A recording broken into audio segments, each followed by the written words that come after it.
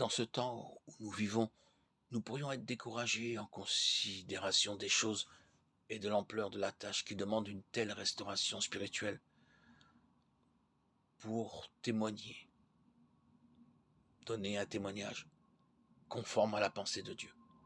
Beaucoup considéreront peut-être ce niveau spirituel comme une utopie.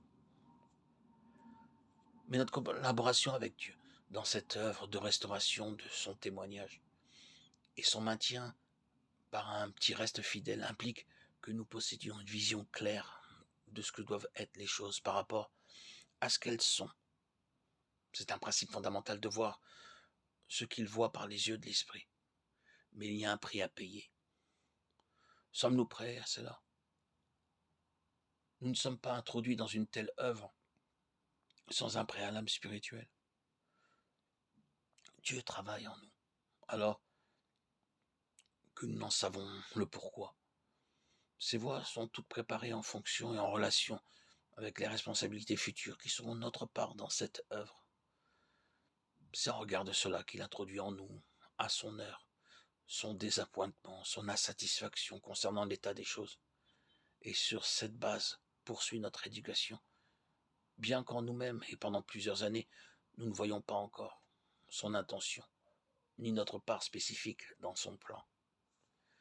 C'est de cette façon, et par son fardeau introduit en nous, que le travail d'enfantement commence et se poursuit, avec ce sens d'insatisfaction qui ne cesse de grandir, en raison des choses telles qu'elles sont et qui ne peuvent satisfaire le cœur de Dieu.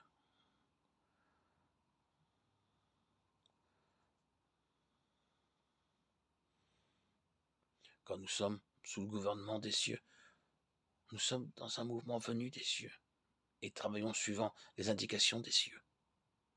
Travailler avec Dieu dans son œuvre afin qu'il possède ce peuple qui lui appartient en propre, qui soit son exclusive propriété, son trésor particulier et coûteux.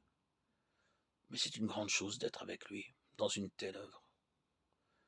Si nous avons vu, nous ne saurions être satisfaits par quelque chose qui ne réponde pleinement à la vision céleste. Christ introduit en plénitude dans son corps pour que l'Église soit cette révélation de lui-même, un ordre céleste parfait. C'est de lui, et grâce à tous les liens de son assistance, que tout le corps, bien coordonné et formant un solide assemblage, tire son accroissement, selon la force qui convient à chacune de ses parties, et s'édifie lui-même dans l'amour. Ephésiens 4,16. Que le Seigneur nous fasse la grâce de persévérer et d'être debout quand il viendra. Que ce message mette en évidence la nécessité d'une vie vécue dans l'esprit, en relation avec le dessein de Dieu, selon Romains 8, 29.